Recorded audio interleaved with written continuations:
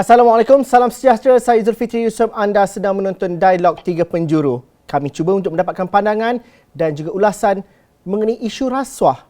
Apa yang kita mahu pertahankan pada ketika ini?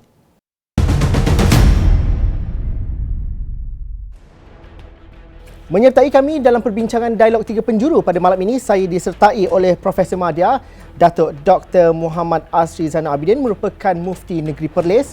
Kita juga turut ditemani ataupun turut menyertai perbincangan pada malam ini ialah Saudari Cynthia Gabriel merupakan pengarah eksekutif Pusat bagi Memerangi Rasuah dan Kroni C4 dan Saudara Idin Koo pengasas pusaka merupakan pengasas pusaka, penulis dan juga wartawan bersama lagi kami dalam Dialog Tiga Penjuru pada malam ini. Cerita mengenai rasuah, integriti SPRM dan juga isu yang berkaitan dengan Ketua Pesuruhjayanya Tan Sri Azam Baki terus menjadi satu perbincangan hangat di pelbagai peringkat dari ahli politik hinggalah rakyat marhain. Namun akhirnya isu mengenai integriti memerangi rasuah adalah benteng terakhir kepercayaan rakyat untuk kita mengharapkan ataupun kita melihat kepada masa depan negara yang lebih baik. Justru saya ingin mendapatkan pandangan daripada Saudari Cynthia terlebih dahulu dengan melihat kepada isu yang berlarutan dalam seminggu dua ini. Mengapa kontroversi yang dakwaan yang melibatkan Tan Sri Azam Baki adalah satu episod yang paling getir yang perlu diteliti dengan sebaik mungkin dan ditangani dengan sebaik-baiknya. Mengapa? Saudari Cynthia, kalau dapat memberikan pandangan dan juga permulaannya dahulu. Saya berpendapat bahawa skandal ataupun kontroversi yang sedang berjalan sekarang yang melibatkan Ketua Pengarah Suruhanjaya Pencegah Rasuah Malaysia itu adalah salah satu kontroversi yang sangat besar. Implikasi dia adalah sangat besar sebab ada beberapa isu yang terlibat dalam expose yang kita tahu hari ini, dan salah satu daripada dia adalah isu konflik kepentingan. Adakah salah guna kuasa yang berlaku dalam corporate ownership ataupun pemilikan saham dan corporate dalam dua company yang terlibat tu. Dan pada masa itu, pada tahun 2015, 2016, pada masa itu Tan Sri Azam Baki adalah pengarah bahagian siasatan di mana dia ada banyak mandat untuk siasat mana-mana salah guna dan sebagainya. Dan macam mana pemilikan korporat tu berlaku, masih tidak ada jawapan. So ini melibatkan beberapa isu kepentingan konflik, isu aset deklarasi, itu adalah aset soalan yang kedua tu. Adakah pada masa itu Tan Sri Azam Baki telah pun declare dia punya aset mengikuti Akta Kaedah Penjawat Awam ataupun Kondak dan Disiplin tahun 1993, di mana penjawat awam tu sepatutnya declare aset tu kepada bos, kepada pengarah jabatan tu. So itu tidak menjadi jelas dalam press conference yang diadakan minggu lalu. So yang kedua tu, apabila ada juga dia punya own penjelasan bahawa adik dia guna account trading dia.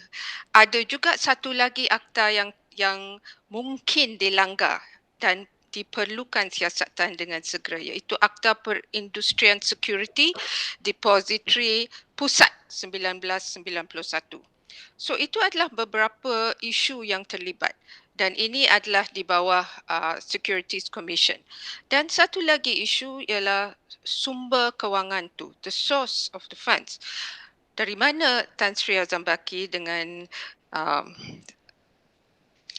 salary yang dia dapat bulan-bulan, adakah dia macam boleh commensurate ataupun boleh sama-sama kita boleh masuk akal bahawa corporate ownership, pemilikan corporate tu adalah sangat besar, lebih 2 juta dalam Excel Force, company yang kedua, dan lebih 1 juta dalam company yang satu lagi. So ada banyak soalan yang timbul dan soalan-soalan ni tidak diberi penjelasan. So kami rasa institusi yang terlibat tu adalah institusi yang sangat penting yang perlu memberi teladan kepada institusi yang lain. Tetapi apa yang berlaku sekarang ni adalah agak mengecewakan sebab tidak ada proses accountability dan proses yang penjelasan yang jelas. Pandangan yang diberikan oleh Cynthia itu mungkin sama dengan beberapa NGO yang lain,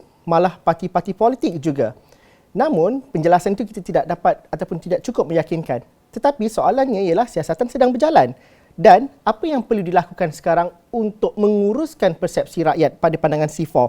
Adakah individu ataupun Tan Sri Azam Baki perlu berlawan, letak jawatan ataupun bercuti? Bagaimana kita nak menarik rambut dalam tepung kalau istilah dalam pepatahnya hari ini? Bagaimana nak dilakukan? Kerana kita mahu ianya telus, tapi tindakan itu juga perlu juga adil kepada semua pihak.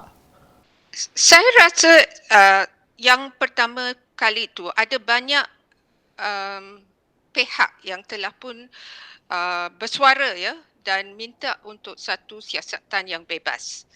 Ini adalah satu perkara yang sangat penting. So adalah tidak meyakinkan bahawa SPRM boleh siasat agensi mereka sendiri. Itu tidak boleh berjalan.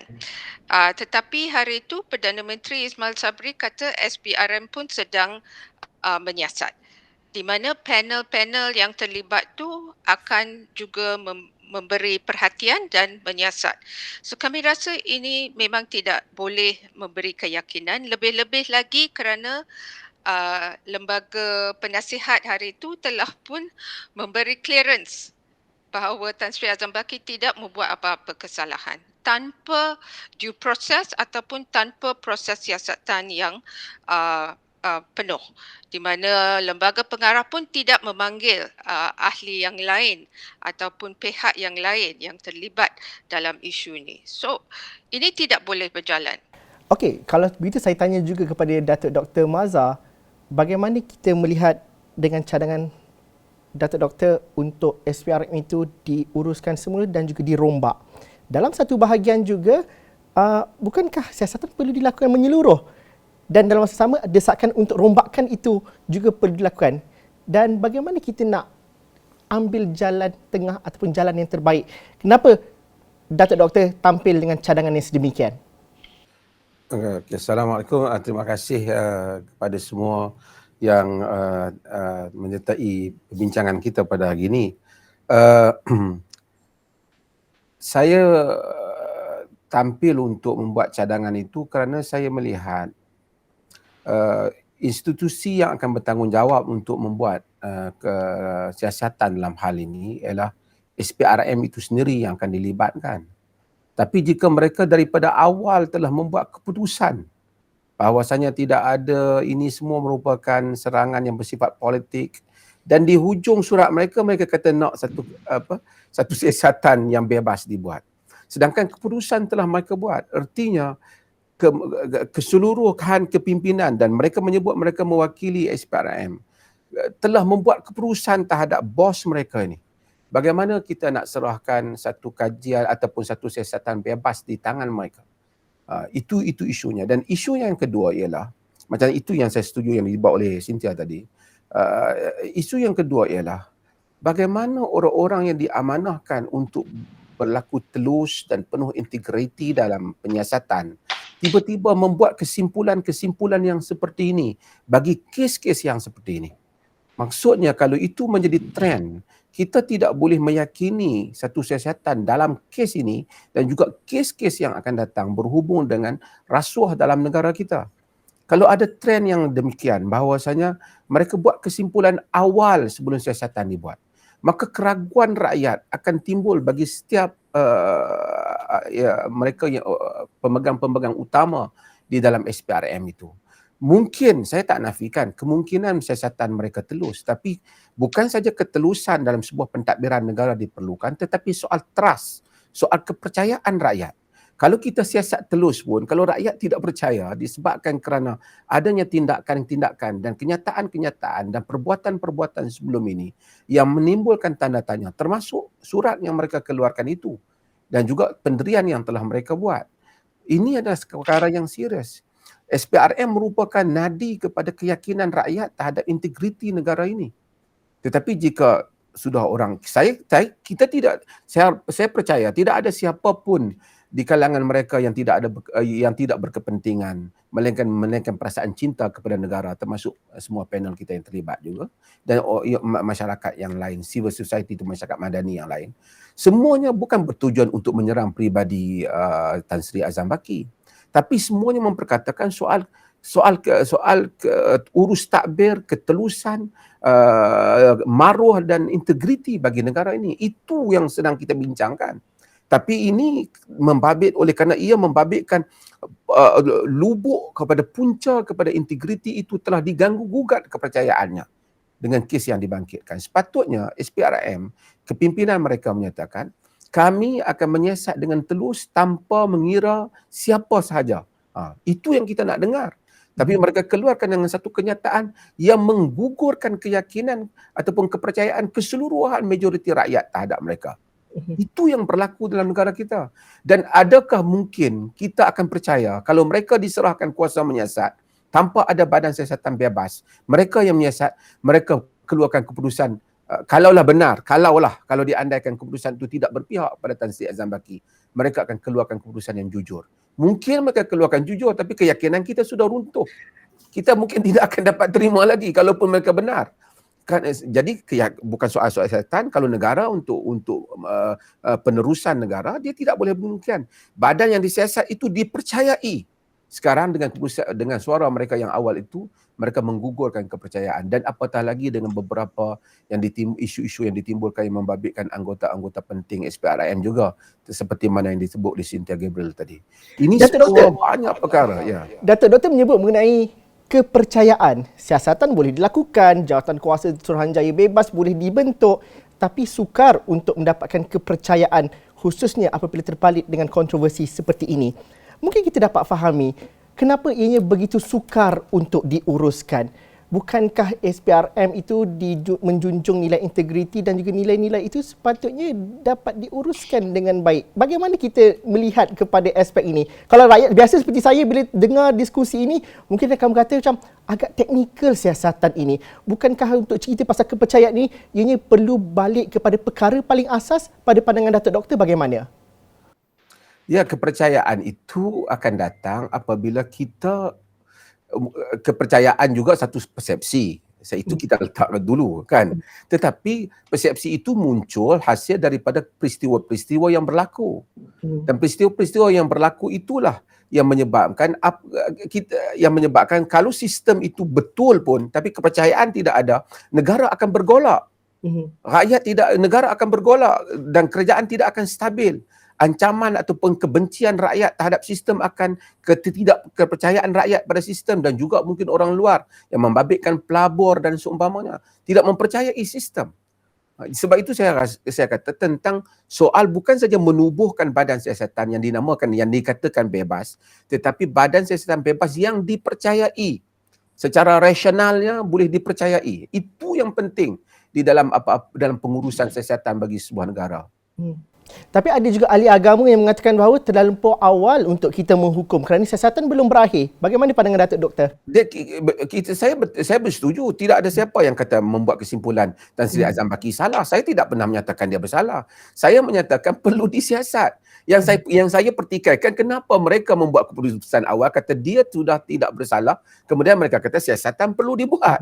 Itu yang saya pertikaikan. Saya kata kalau mereka itu merupakan pertubuhan JKK kampung ataupun bandar dia itu tak apa, tapi mereka adalah badan pencegah rasuah yang akan diamanahkan untuk menyiasat kesnya, telah mengeluarkan satu suara bersama bahawasanya dia telah menjadi mangsa politik. Di hujungnya baru kata satu siasatan akan dibuat secara bebas. Apa maknanya ini? Sepatutnya kalau- mereka menyatakan kami menjunjung keadilan, kami menjunjung ketelusan, kami akan menyiasatnya dia dengan secara yang adil untuk sementara waktu sehingga tidak terbukti dia bersalah, dia anggap tidak bersalah sehinggalah kita mendapat bukti yang jelas. Kita terima begitu, bukan mengisytiharkan dia tidak bersalah daripada awal. Adakah Datuk mengatakan bahawa situasi yang dihadapi oleh Ketua Pesuruhjaya SPRM kali ini berbeza sekiranya beliau adalah seorang ahli politik? Kerana ada argumen kata, oh kalau ahli politik kita tak suruh bercuti pun. Kalau yang ini Ketua Pesuruhjaya, kita suruh bercuti. Siasatan belum masih lagi berjalan. Pandangan Datuk, Doktor? Saya menganggap ada perbezaan kerana ahli politik dia tak akan mengendalikan siasatan itu, tapi institusinya akan mengendali, terlibat terus dengan siasatan itu, melainkan kerajaan berhasrat menubuhkan Suruhanjaya bebas. Tetapi kalau sekiranya SPRM sendiri yang akan mengendalikan siasatan itu dan dia masih memegang jawatan sebagai orang atas, siapa yang berani untuk melanggar arahannya, dan dia masih lagi mempunyai ruang kuasa untuk memberikan arahan ya ataupun tidak kepada sesuatu tindakan. Saudara Idin, saga ini kita lihat menarik untuk kita perhatikan, tapi dalam masa yang sama sebagai rakyat biasa kita melihat bagaimana ianya perlu dikendalikan dengan sebaik mungkin. Kita tidak mahu sejarah lampau juga diulang semula, dan ini juga ada satu gelombang baru di kalangan rakyat yang mendesak dan juga mengutamakan isu-isu mengenai ketelusan, dan perbincangan seperti ini dapat dilakukan secara terbuka. Kalau kita bercerita, ada frasa mengatakan bahawa kepimpinan menjadi tauladan. Dalam hal SPRM kali ini, tauladan apa yang perlu ditunjulkan dan juga apa pandangan saudara Idin dalam tempoh seminggu dua ini? Ya, terima kasih Azul atas undangan sekali lagi. Dan ini merupakan perbicaraan yang sudah lama berlangsung lah. Sekarang ini tertumpu kepada Ketua Pesuruhjaya Badan Pencegahan Rasuah. Tetapi ia melibatkan satu masalah yang saya agak sangat mendalam dan telah pun mula meletup dari lubuk lah, iaitu sistem yang semakin makan dirinya sendiri. Dan saya sangat setuju dengan Dr. Mazhar tadi bahawa ini bukan satu usaha untuk menyalahkan atau menuding jari ke atas Tan Sri Azam Baki, tetapi persoalan tentang bagaimana sistem mengendalikan dirinya dalam beberapa kes. Ini bukan kes yang pertama yang melibatkan pegawai tinggi di SPRM. Baru-baru ini tak sebulan pun ada seorang pegawai yang telah disoali, diheret ke dan di-charge dengan beberapa ni. Jadi ada dua perkara sini. Satu, ini bukan institusi yang biasa. Ini institusi yang harus menjaga, mengawal dan juga investigate isu-isu yang melibatkan rasuah, dan badan tersendiri itu sekarang ni di banyak persoalan lah tentang integriti. Yang lagi satu ialah satu masalah yang sangat mendalam, iaitu sekarang ni soalannya ialah apakah Dr. Tan Sri Azam Baki itu bersalah apabila dia memperolehi saham-saham itu, jadi garis di antara yang beretikal, bermoral, ethical dan technical itu sangat-sangat kabur. Sangat-sangat kabur. Dan sekarang ini semua bergelut dalam alam technical seakan ia adalah alam ethical dan moral. Ia menimbulkan soalan yang sangat besar tentang bagaimana sistem itu sendiri menangani dirinya sendiri, dan apakah amalan itu dapat menjadi satu budaya.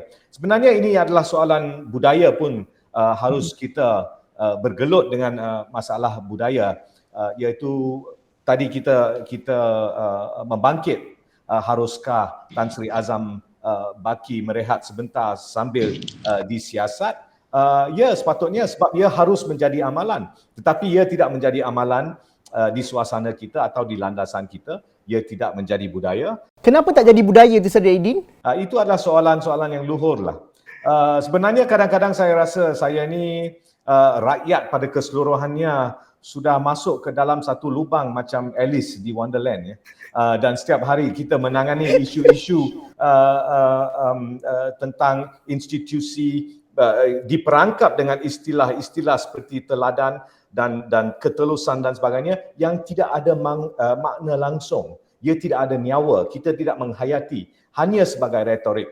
Dan saya rasa satu contoh daripada masalah itu atau percanggahan itu adalah press conference yang telah diuruskan oleh Tan Sri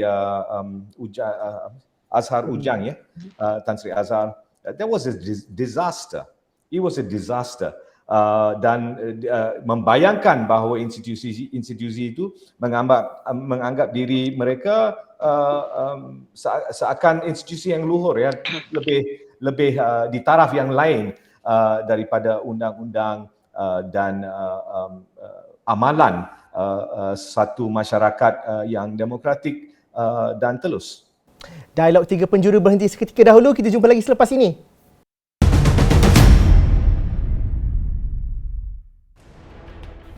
Kontroversi rasuah lawan cuti atau letak jawatan, saya bersih lagi bersama dengan 3 orang panel kita pada Dialog Tiga Penjuru malam ini. Tapi Cynthia, SPRM itu memang sepatutnya satu badan yang berbeza, yang terasing daripada daripada percampuran kuasa. Sepatutnya perlu dilihat secara bebas dan juga daripada strukturnya juga perlu seharusnya nampak lebih telus dalam struktur organisasinya. Namun itu juga masih lagi menjadi perbualan sejak 3-4 tahun kebelakangan ini, bahawa ia perlu dilaporkan ataupun melaporkan kepada parlimen dan sebagainya.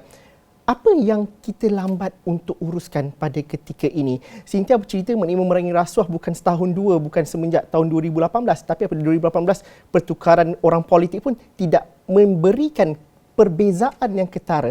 Kenapa kita masih lagi perangkap seperti Eden kata dalam suasana Alice in Wonderland ni? Cynthia? Ya, nampaknya on the surface, ya, macam SPRM tu adalah satu institusi yang cukup bebas. Ada juga 5 panel dan lembaga pengarah tu adalah advisory board, sepatutnya ada mandat, ya, yang besar untuk memberi pandangan dan sebagainya, dan ada 4 panel yang lain, dan salah satu daripada panel tu adalah terletak di parlimen, yang satu lagi adalah tentang aduan tentang pegawai-pegawai yang terlibat dalam salah guna kuasa dan sebagainya. Tetapi realiti dia tu lain. Panel-panel tu macam apa yang kita kata tidak berapa berfungsi.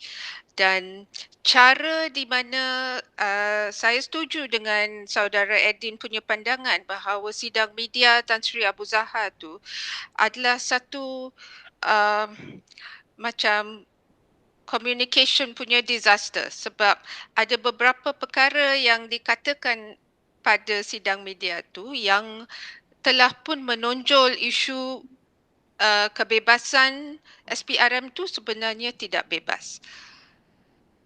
SPRM tu adalah badan siasatan. Mereka tu law enforcement. Mandat dia adalah untuk siasat.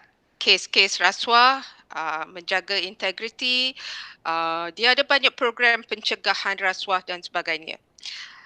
Bilangan staf dia lebih daripada 3,000. So dari segi kuasa, resources dan sebagainya adalah memang besar. Tetapi ada dua tiga perkara, ya. SPRM tu adalah di bawah Jabatan Perdana Menteri. So itu adalah salah satu isu yang pokok yang telah menunjukkan bahawa mereka tu tidak bebas, sebab pengaruh eksekutif tu mungkin sangat besar. Dan dalam kes yang dulu macam kes 1MDB, kita telah pun tengok pengaruh eksekutif tu adalah sangat besar, di mana ada juga jabatan SPRM tu telah pun diserbu. Fail-fail mereka telah pun diambil keluar dan ada siasatan kepada badan siasatan kalau ada apa-apa leakage pada masa tu dan sebagainya. So SPRM tu tidak bebas dari segi struktur kalau kita lihat secara mendalam. Yang kedua tu funding dia ataupun isu kewangan tu datang daripada national budget ataupun Jabatan Perdana Menteri. So macam kalau mereka menyiasat ahli politik yang berkuasa, dalam kes 1MDB itu telah melibatkan Perdana Menteri yang masa itu. So bajet dia mungkin terjejas kalau dia ambil kes-kes politik yang besar, dan pengaruh politik tu perlu dipotong keluar kalau kita nak rombakkan SPRM tu menjadi betul-betul bebas seperti di Indonesia, negara Indonesia. KPK ataupun Komisi Pencegah Korupsi di sana tu adalah badan yang sangat berkuasa, ya, dan mandat dia adalah sangat besar. Sampai sekarang ada satu bil yang masuk ke dalam Kongres mereka di mana untuk memperkecilkan kuasa KPK itu, sebab dia sangat bebas. Dia sampai bawa dia punya judge, anti-corruption judge dan sebagainya, yang telah pun melibatkan diri dalam rasuah, ahli politik dan sebagainya. So, isu kebebasan SPRM itu telah lama menjadi isu, tetapi Tan Sri Azam Baki punya skandal tu telah pun memberi evidence, ya, ataupun poin-poin yang sangat jelas bahawa rombakan tu perlu dan perlu dilakukan sekarang. Tetapi persoalan tu adalah adakah political will untuk menjalankan beberapa isu yang sangat penting. Dan satu lagi poin adalah isu pelantikan dan appointment, yang selama ini tidak ada proses transparansi langsung, tidak ada ketelusan langsung siapa yang akan menjadi ketua pengarah SPRM dan juga komisioner yang lain. So kalau saudara Edin nak menjadi ketua pengarah, dia tidak ada peluang untuk membuat aplikasi ataupun siapa-siapa tidak ada peluang, because it's a closed process dan itu menjadi prerogatif Perdana Menteri. So kalau What do I bos do? dia Perdana Menteri, Sorry. how ada macam Dr. Mazhar kata, macam mana dia nak siasat bos dia sendiri? So this is the problem. So saya rasa persepsi dan realiti itu adalah satu isu yang perlu ditangani. Dr. Mazhar, apabila Datuk Doktor mencadangkan untuk dirombak, diuruskan semua, di bahagian mana kita mahu merombaknya? Adakah keseluruhannya? Di mana nak dimulakan itu? Pada pandangan atau pencadangan Datuk Doktor? Terima kasih. Kita bukan nak semua pegawai-pegawai bawahan yang kita akan rombak. Kita cadangkan supaya satu kajian untuk dilihat balik kepada mereka-mereka yang dilihat boleh menimbulkan ataupun menimbulkan persoalan terhadap kejujuran dan ketulusan penyiasatan. Orang-orang ini, pegawai-pegawai biasa yang sekadar menjalankan tugas itu tidak mengapa. Tapi orang-orang yang dilihat membuat keputusan-keputusan sebelum ini, dan banyak isu-isu bukan sikit dalam negara kita yang membabitkan tentang korupsi ini, yang menimbulkan pertikaian. Hendaklah dia lihat satu badan bebas mesti melihat semua kepimpinan-kepimpinan utama di dalam SPRM ini dan semua kes-kes yang besar yang membabitkan negara ini. Yang mana-mana mereka yang menimbulkan persoalan dan keraguan itu perlu bukan mesti dihukum kerana tidak ada satu bukti kesalahan pada mereka lagi, tetapi dalam banyak organisasi ia perlu diubah. Mungkin orang ni terlalu lama di dalam bahagian siasatan ini, mungkin dia kena diubah bahagian lain. Yang ini pergi pada keuangan, yang ini pergi kepada tempat, supaya tidak orang itu begitu berkuasa. Jika terlalu lama duduk bahagian penyiasatan umpamanya tadi, dia menimbulkan kegerunan kepada orang lain dan kuasanya begitu besar. Tapi jika dia tahu bahawasanya selepas dia akan datang lagi orang lain, ditukar, maka itu sekurang-kurangnya kita berjaya meredakan dominasi yang berlebihan yang akan menyebabkan berlakunya kepada penyalahgunaan kuasa. Ini yang saya timbulkan. Kita pentadbiran ini di dalam negara ni, kita negara yang bagus sebenarnya. Bukan saya memuji semua British administration ni, tetapi sudah bagus, kerangka kita sudah bagus, idea pentadbiran kita sudah bagus, tapi masalah pelaksanaannya itu saja yang berlaku. Kalau ditanya kepada ahli pentadbir, ramai orang akan tahu bagaimana nak menyelesaikan masalah ini. Tetapi kita tak mau buat. Kita tidak mau buat bukan kerana tak mau. kita takut nak buat kerana banyak halangan-halangan yang seperti yang disebut oleh Cynthia tadi, soal kebebasan itu yang mana bagi membolehkan ketelusan dan integriti itu dilaksanakan. Bukan saja saya rasa semua orang, tambah pegawai-pegawai tinggi kerajaan, dia lihat struktur itu, dia tahu bagaimana nak mencadangkannya. Tapi adakah kita mampu untuk melaksanakannya? Tapi Adakah kerajaan mau untuk melaksanakannya?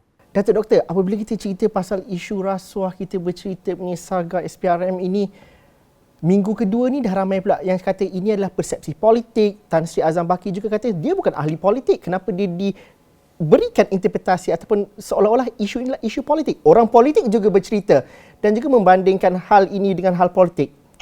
Asas pada masalah ini adakah hal politik ataupun bagaimana, Datuk Doktor? Tidak penting sama ada memang ada hasrat politik atau tidak ada hasrat politik. Yang penting ialah ketulusan. Apabila ada dakwaan dengan kes-kes yang ditunjukkan, dilakukan kesiasatan. Bila dilakukan kesiasatan, didapati benda tidak ada, maka selesai kes itu. Kalau saya andaikan, tapi dia telah berlaku lah, saya andaikan, Tan Sri Azam Baki buat kenyataan, saya dengan beraninya dengan ini akan berehat selama 3 bulan ataupun 2 bulan untuk membolehkan satu siasatan terus dilakukan tanpa campur tangan saya bagi membuktikan bahawa saya tidak terlibat dalam hal ini. Saya rasa satu negara akan diam dari kes itu. Saya rasa. Dan sekurang-kurang mungkin akan ada orang kata juga, tapi sekurang-kurang orang nampak keberanian dia untuk meletakkan keadaan itu. Saya tidak akan campur tangan. Saya akan memberikan kebebasan sepenuhnya kepada semua anggota SPRM untuk menyiasatkan diri saya. Saya rasa kalau itu kenyataan awal yang dia balas, lebih menyebabkan keadaan lebih reda daripada dia memberitahu bahawasanya adiknya yang kendalikan akaun dia yang akan menyebabkan satu negara tersenyum simpul kehairanan dengan jawapan tersebut. Dan kita juga tidak berdepan dengan defisit kepercayaan. Cynthia, kenapa? Kalau kita cerita pasal skandal rasuah, hal-hal yang begini, walaupun bukan ahli politik, tapi kita masih lagi bercerita dalam naratif politik. Baik individu yang dikaitkan dengan skandal maupun ahli-ahli politik. Seolah-olah macam, kalau hal ni mesti sebab politik. Jadi, bagaimana Cynthia merasakan bahawa rakyat cukup matang tak untuk menilai perkara ini? Dan adakah benar semua perkara berkaitan dengan politik, khususnya hal yang berkaitan dengan rasuah dan integriti ini? Isu yang melibatkan Tan Sri Azam Baki unfortunately telah pun memberi macam lesen kepada ahli politik untuk mungkin berkata tidak ada garis panduan yang clear, yang jelas untuk supaya mereka perlu ikut dari segi integriti, dari segi accountability. Sebab apa yang berlaku sekarang sampai tadi bila Tan Sri Azam Baki kata tiada siapa-siapa yang boleh remove saya except yang di-Pertuan Agong. Hari itu Tan Sri Azam Baki berkata saya hanya beraccountability kepada lembaga pengarah. Itu adalah macam statement-statement yang sangat angkuh yang boleh diputar belik oleh ahli politik depending dengan prinsip apa yang perlu diikuti. So saya harap bahawa isu Tan Sri Azam Baki itu diberi fokus yang sebenarnya dan bukan mengikut naratif politik. Fokus dia adalah siasatan bebas yang perlu dan kalau ada apa-apa salah guna kuasa yang telah berlaku mengikuti beberapa akta.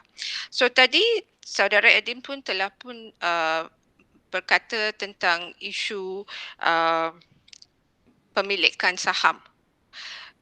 There is an act, memang ada undang-undang. So tidak boleh mana-mana penjawat awam yang melabur lebih daripada RM100,000 or 5% of the share market dan sebagainya. Dan mereka perlu declare aset mereka kepada pengarah mereka dalam jabatan tersebut. Now isu tu siasatan bebas tu perlu tahu pengarah Tan Sri Azam Baki pada masa tu siapa. Dia declare ke tidak dan sumber kewangan dan sebagainya. So memang ada akta tetapi naratif politik tu mungkin diputar belik Ada juga yang kata innocent until proven guilty. Kita tidak menyalahkan dia sekarang. Kita minta siasatan tu berlangsung secara bebas supaya kita tahu kalau ada salah guna. Isu-isu berkaitan dengan rasuah integriti ini sering terherot di persepsi politik. Kita sebagai masyarakat sivil, adakah kita tidak cukup kuat ataupun cukup tegas dalam hal ini, dan seringkali mengapa perkara-perkara ini sering diberikan bayangan politik? Seperti tadi Cynthia katakan bahawa apabila ia masuk naratif politik, ia senang diputarbelitkan dan akhirnya kita terpisah dengan naratif ataupun penyelesaian isu yang sebenar. Pada pandangan Idi, bagaimana kita perlu menguruskan perkara ini dan menolak tepi persepsi politik dan juga masukkan budaya politik dalam siasatan kali ini? Kita harus menimbulkan satu budaya di mana ketelusan itu menjadi satu amanah dan kepercayaan. Sebenarnya ada persepsi lah bahawa sekarang ni ada penghukuman mengikut media dan popular opinion, tetapi sebenarnya orang tidak menghukum pun. Kebanyakan orang hanya menuntut supaya proses yang dilakukan itu adalah telus, dan sehingga ini sebenarnya tidak ada ketelusan yang dibayangkan, seakan sistem itu atau amalan sistem itu adalah jaga sama sendiri, ya. Setiap menjadi mempertahankan diri mereka sendiri. Dan apabila seorang pegawai khas yang agak tinggi yang boleh menyampaikan alasan atau naratif tentang abang, adik, nenek, ibu, kak ipar dan sebagainya, sudah menjadi kebiasaan di sini. Jadi sudah pastilah akan timbulnya perasaan prasangka dan curiga tentang sistem itu sendiri. Kita harus ingat bahawa satu prosedur itu bukan saja harus telus, tetapi dilihat sebagai telus, ya. Not just transparent, but seen to be transparent. Dan kebanyakan dan kita tahu sekarang ini ada satu kemuakan lah di kalangan orang khalayak ramai, bukan saja kepada ahli-ahli politik, tetapi pada sistem itu sendiri. Dan apabila sesuatu yang berlaku seperti ini, banyak persoalan dan tingkah laku mereka yang terlibat misalnya harus dikendalikan secara terhormat, with honor. Ya, apabila kita mengecualikan diri kita daripada satu siasatan itu menjadi amalan yang terhormat, ya. Ia belum jadi disuburi menjadi budaya kita. Kita banyak terperangkap, ya, dan terperangkap dalam budaya istilah, penuh dengan istilah selalunya, berdabing banyak yang meluahkan, melafazkan istilah-istilah yang tidak ada makna langsung. Saya rasa masalah ini bukan saja masalah undang-undang, teknikal dan sebagainya. Ia merupakan satu masalah budaya dan semakin menjadi, ya. Dan ini harus ditanganilah dengan cara pendekatan yang ini juga merupakan sesuatu yang saya rasa kurang selesa. Undang-undang dan hukum itu sangat penting, tetapi satu masyarakat tidak dibentuk oleh undang-undang dan hukum sahaja, ya. Amalan itu harus menjadi budaya. Kita di tahap dalam music jazz itu kita bilang sebagai break stop lah, ya, pecah dan henti, dan kemudiannya pemuzik itu cuba mengangkat kembali irama itu. Saya rasa masyarakat Malaysia ni sekarang di tahap itu, dan sistem itu seakannya memang Alice in Wonderland, di mana ada Tweedledee dan Tweedledum, dan setiap itu mempertahankan diri mereka sendiri. Sistem kita telah pun saya melahirkan sistem pemerintahan pada keseluruhannya, ya. Bukan saja di politik, di parti politik, tapi kita melahirkan Pak Angguk lah, budaya Pak Angguk dalam apa-apa pun kerangka, di mana yang utamanya bukan ketelusan, amanah dan sebagainya, tetapi kita harus jaga sesama diri. Kita berhenti rehat buat kali terakhir, kita jumpa lagi selepas ini.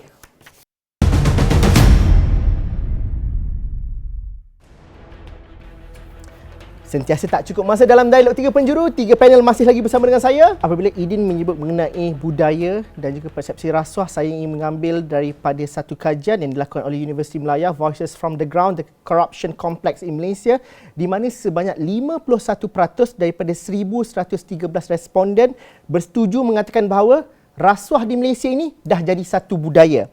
Dan dalam kajian itu juga menyebut bahawa majoriti bersetuju bahawa agama sangat berkait rapat dengan rasuah. Walaupun responden belia secara purata tak bersetuju. Tapi 95% kata sepakat bahawa agama boleh mainkan peranan penting untuk membendung rasuah dan tokoh agama bertanggungjawab untuk memastikan perkara itu. Datuk Dr. Asri, perkara ini sering kali diungkapkan. Kalau di media sosial ada mengatakan bahawa di mana ahli agama apabila kita bercerita mengenai rasuah dan juga bagaimana amanah dan juga tanggungjawab itu berat juga dipegang oleh ahli agama.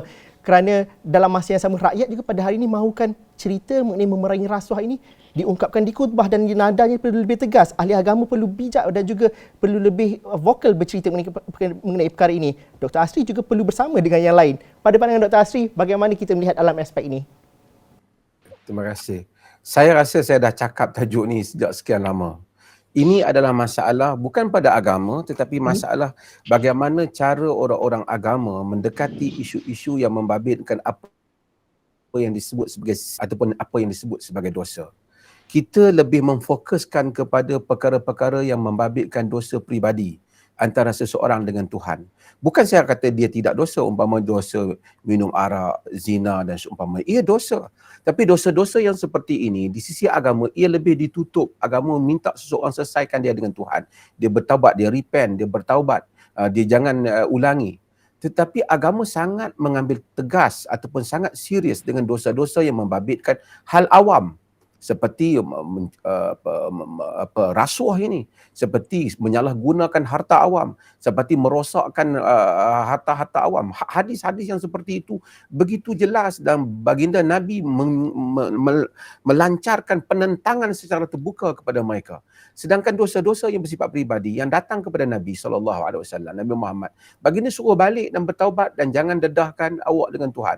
Tapi kalau ia membabitkan mengambil harta, pembahagian harta negara, sehingga Nabi sebut sanda satu syamlah ataupun satu selendang yang diambil tanpa melalui pembahagian yang betul daripada pembahagian negara, ia menyebabkan seorang itu dihukum dalam neraka sekalipun dia telah mati kerana mempertahankan agama. Ini demikian serius agama. Tetapi orang agama di dalam negara ini, saya tidak menghukum semua, tapi ramai yang banyak bercakap fokus seolah-olah isu gosip, isu benda-benda peribadi ini diangkat menjadi tajuk utama. Bila datang isu-isu yang membabitkan kepentingan awam macam rasuah ni, semuanya diam. Dan lebih duka cita lagi, ada kumpulan agama tertentu menganggap alah ini benda kecil saja, ini permainan politik semata-mata. Itu lebih menduka citakan. Sepatutnya hal itu, hal yang membabitkan hal awam, kerosakan awam, di dalam Islam, dosa-dosa yang seperti itu tidak boleh dilangsaikan dengan hanya saya bertaubat dengan Tuhan. Awak mesti memohon kemaafan daripada orang yang awak bersalah itu. Dosa seperti rasuah yang akan menyebabkan, rasuah ini disebut secara ini dia panggil, dia kata ibtalul haq wa ihqaqul batil di dalam takrifannya. Dia menyebabkan yang tidak benar itu dianggap benar, yang tidak berhak mendapat hak, yang berhak dinafikan haknya. Itu dia punya fungsi pada rasuah. Seperti mana disebut oleh tokoh-tokoh seperti Al-Jurjani. Ini menyebabkan hal-hal yang seperti ini membabitkan hal awam. Sepatutnya tokoh agama tahu bahawa kalau awak telah mengambil rasuah sehingga tenafinya hak ataupun awak memberi kepada yang tidak berhak, dizalimi pihak yang lain. Walaupun awak pergi haji, awak pergi sembahyang, awak berulang ke masjid, awak sembahyang selalu, itu antara awak dengan Tuhan. Tapi dosa awak dengan rakyat yang mana telah menjadi mangsa disebabkan tindakan awak tidak dapat diselesaikan, melainkan awak memohon maaf kepada mereka ataupun mengembalikan balik harta mereka yang telah awak ambil. Itu yang dituntut dalam agama. Tapi golongan agama, saya bukanlah kata semua, tetapi ramai yang sibuk sangat kalau cerita artis itulah, cerita artis dengan suami dia lah, cerita hati diangkat menjadi tajuk dalam berita lah. Ini semua benda-benda personal yang biar satu orang uruskan dia dengan Tuhan. Ini benda yang membabitkan negara, yang membabitkan bukan saja antara orang Islam dengan orang Islam, juga membabitkan orang Islam dengan orang yang bukan Islam, semua rakyat secara adil. Kerana itu lebih penting untuk kita angkat dan peranginya Dan ini kita telah sebut, saya rasa ramai juga orang komplain kenapa Mufti Perlis ni asyik cakap tentang isu negara dan seumpamanya. Tapi saya bukan isu negara. Bukan saya nak terlibat dalam politik. Tapi inilah peranan agama untuk membetulkan hal-hal yang seperti ini.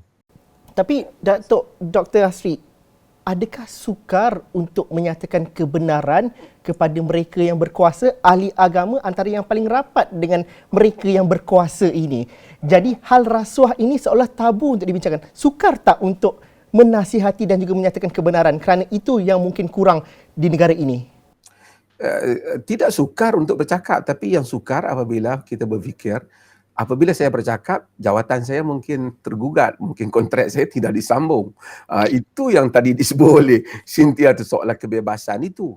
Sebab itu soal sekarang ramai juga dulu tokoh-tokoh politik agama yang dulu mereka bercakap lantang tentang rasuah. Hari ini apabila mereka berada dalam kerajaan, kita lihat nada mereka juga sama. Artinya soal kedudukan. Itu yang penting dalam agama, soal kejujuran, keikhlasan. Awak berkhidmat dengan Tuhan sebelum memikirkan khidmat awak kepada manusia. Kejujuran dan berkhidmat dengan Tuhan itu ialah bagaimana manusia menghubungkan dirinya dengan Tuhan dan menghubungkan dirinya dengan manusia yang lain. Dan apabila semua orang agama takut kerana ada yang lebih atas daripadanya, kontraknya boleh ditamatkan, saya pun tahu, saya pun juga menghadapi benda yang sama. Tetapi apa maknanya anda ada pada satu tempat yang akhirnya anda tidak boleh bercakap apa yang sepatutnya anda cakap? Lebih baik kita pergi bekerja benda lain di bidang yang lain. Memang benda yang kita cakap bukan bidang kita. Sebab itu golongan agama di Malaysia ini, jika semua tokoh-tokoh agama bangkit habis-habisan, khutbah dan semuanya menyerang rasuah habis-habisan, saya rasa negara kita mungkin masih ada ruang untuk kita lebih improve melakukan pembaikian ke hadapan. Idin, mana kita nak cari vacuum yang kita ada pada ketika ini? Individu ataupun kumpulan yang perjuangkan dan juga berani bercakap benar berkenaan dengan hal-hal yang berkaitan dengan rasuah ini. Adakah kita cukup mendesak atau banyak lagi yang perlu dilakukan? Siapa lagi yang perlu dilakukan hal-hal yang begini? Masyarakat pada keseluruhannya. Kita tidak boleh memisah-misahkan masyarakat dan kotak-kotakan masyarakat. Masyarakat sendiri kena angkat. Dan dengan ni reaksi terhadap isu ketua SPRM ini membayangkanlah betapa masyarakat pun ambil berat perkara ini. Tetapi yang lebih penting ya Zul, saya fikir ialah pendekatan kita lah. Pendekatan kita harus diperhalusi. Dan kita harus menanam menyuburi satu pendekatan yang jauh lebih berfalsafah dan bukan saja menumpu kepada statistik dan laporan ini dan laporan itu. Bukan yang dia tak penting, tetapi kita tahulah statistik dan laporan banyak yang diberitahu, kurang yang disampai sebenarnya. A lot is said and so much less is told. Dengan itu saya rasa pendekatan kita kita harus mendukung satu pendekatan yang jauh lebih holistik lah. Seperti yang dikatakan tadi, sekarang ni isu dengan teknikal dengan yang ethical pun kita tak dapat fahami dan kebanyakan daripada masalah-masalah ini kita terletak di garis yang sangat kabur itu. Jadi saya rasa kita harus lebih celiklah dalam usaha kita untuk menangani isu-isu seperti rasuah. Cynthia, apa skala ataupun mekanisme yang kita ada sebagai masyarakat dan juga rakyat untuk mengukur ketulusan siasatan dan juga ketulusan badan penguatkuasaan rasuah seperti SPRM contohnya, dan juga dengan pengalaman yang ada, bagaimana Cynthia melihat dalam jangka masa 10 tahun ini perubahan dan juga kehendak yang ada dalam masyarakat bila kita bercerita mengenai hal-hal yang berkaitan dengan rasuah dan juga ketulusan? Ya, ini memang cabaran yang besar ya. So saya setuju bahawa rakyat perlu bangkit. Tapi kebangkitan tu perlu ada bukti ada asas dan ini memang satu perkara yang memang susah di negara kita sebab isu ketelusan tu adalah isu yang tidak diberi kepada rakyat untuk memberi assessment dan sebagainya terhadap macam mana siasatan tu berlangsung, apakah adakah pelantikan ahli jawatan kuasa ataupun skop dia cukup, tidak ada consultation dengan rakyat dan itu perlu menjadi satu proses yang dijadikan satu komitmen ya macam mana boleh membawa rakyat masuk dalam isu policy making dan sebagainya. So itu memang bukan satu realiti. Tetapi bagi rakyat, saya rasa apa yang berlaku sekarang ni mungkin belum sampai kepada tahap yang boleh dipahami. Kalau ada mereka yang membuat aduan kat polis ataupun SPRM, mereka akan tahu atau ada dia punya pengalaman sendiri. Yang tak buat apa-apa aduan, yang tak ada kena-mengena dengan institusi ni, mereka rasa macam ini isu yang sangat jauh. Ini untuk wakil rakyat mereka ataupun ahli politik yang sepatutnya jaga isu ni untuk mereka. So itu tanggapan yang salah and I think ada banyak public education yang sepatutnya berlaku that itu isu kami. Rasuah tu adalah tanggungjawab tiap-tiap warga Malaysia. So apa yang Dr. Mazhar kata tadi is very important. Religion tu ada pengaruh yang besar dalam cuba membawa nilai-nilai yang murni, nilai yang betul kepada apakah prioriti dan kepentingan dalam society punya isu masyarakat dan sebagainya. Tetapi ada satu immediate isu yang boleh ditangani selain daripada siasatan bebas tu adalah memberi ataupun mengalihkan mandat laporan SPRM itu kepada Parlimen. Cynthia, ada perkara yang baru kami terima sebentar ni tadi.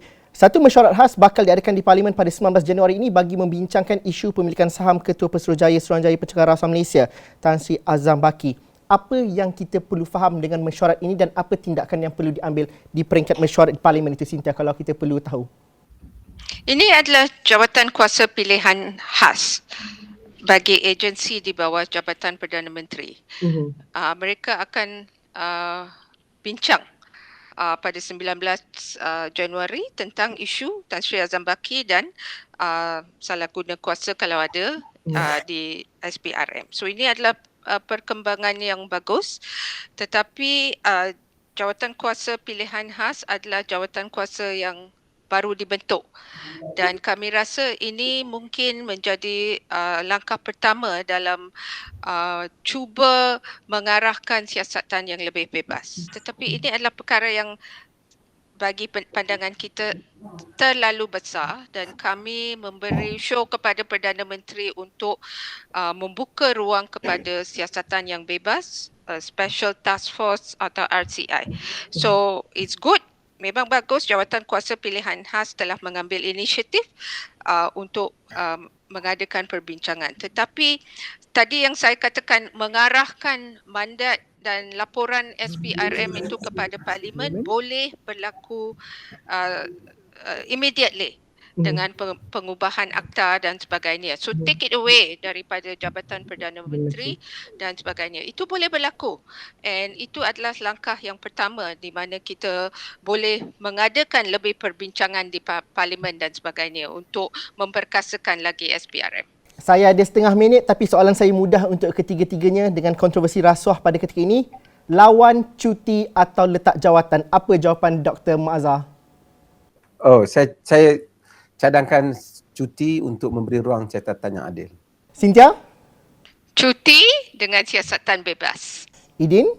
Cuti terhormat.